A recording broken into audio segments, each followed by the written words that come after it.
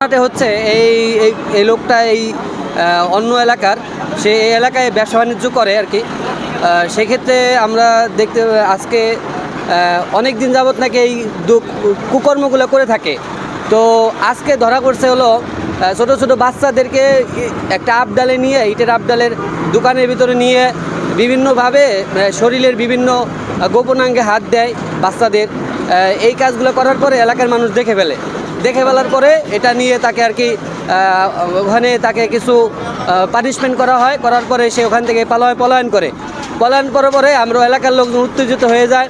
এলাকার লোকজন খুঁজতে থাকে যে আসলে তো এরকম যদি ঘটনা ঘটতে থাকে আমাদের ছোট ছোট বাচ্চাদের সাথে, তাহলে তো আমরা নিরাপত্তা দিতে পারবো না। এইগুলো আসলে শাস্তি হওয়া উচিত, এদেরকে কঠিন পাবলিক করে ধরার পরে আমরা এখানে আমাদের যারা গার্জিয়ান আছে আলম কাকা, এদের মাধ্যমে আমরা এখানে আনা হয়েছে। এদেরকে অবশ্যই তো এই অবস্থা জানেন যে কী অবস্থা কী করা উচিত, তার সাথে তা করা হয় নাই। আসলে যারা এই ধর্ষক র্যাপিস্ট এদের কঠিন থেকে কঠিনতম শাস্তি হওয়া উচিত। এটা আমাদের মানবতার দিক থেকে, আমাদের জনগণের দিক থেকে এরকম কঠিন শাস্তি চাই। উৎসবের খুশি হবে নগদে বেশি, কারণ ঘন্টায় ঘন্টায় আছে গিফট জেতার সুযোগ। বিগত অনেক বছর ধরে আমাদের ঘাটে ব্যবসা করে, বিগত প্রায় 10 বছর উপরে ব্যবসা করে। ব্যবসা করানে আজকে তার ডগের পাশে দুইটা বাচ্চা মেয়ে আসে।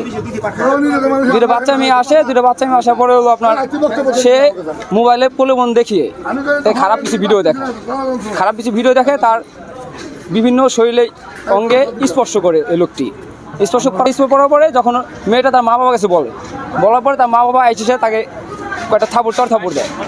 পরেক্ষণ যখন আমাদের এলাকাবাসী এই জিনিসটা ছড়া হয়ে যায়, তখন তাকে এখানে আমরা আটক করার পর এক পর্যায়ে সেনাবাহিনী তাকে নিয়ে গেছে।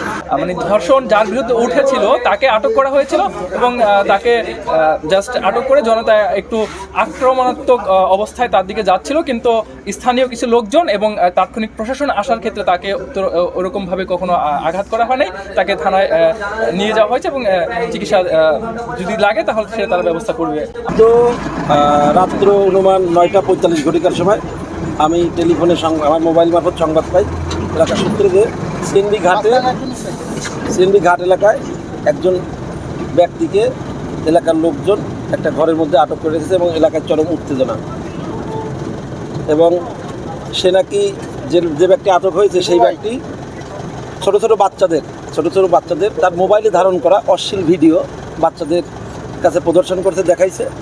বাচ্চারা সেটা তাদের অভিভাবকদের কাছে এসে জানালে তখন অভিভাবকদের মাধ্যম দিয়ে এলাকায় এটা ছড়িয়ে পড়ে। তো বর্তমান অবস্থার প্রেক্ষাপটে এই বিষয়টা এলাকায় চরমভাবে ছড়িয়ে পড়ার প্রেক্ষিতে এলাকার শত লাস্টে দেখছেন আপনার হাজার জনতা এখানে তাদের আটক করে রাখে। এই সংবাদ পেয়ে আমি দ্রুত আমার পুলিশ টিম সহ এখানে হাজির হই। তার পরবর্তীতে আমি আমার সিনিয়র অফিসারদের জানাই, আমি আমাদের লোকাল যে সেনাবাহিনীর ক্যাম্প আছে স্যারদের সাথে কথা বলি। আপনারা দেখছেন সেখান থেকেও সেনাবাহিনীর টহল গাড়ি আসে। তখন আমরা সেনাবাহিনী এবং আমরা পুলিশ মিলে এখানকার জনতা যারা উত্তেজিত ছিল তাদেরকে আমরা শান্ত করতে সমর্থ হই। শান্ত করে বোঝায় আমরা সেই লোকটাকে আমরা পুলিশ হেফাজতে নিয়ে থানায় নিয়ে গেছি।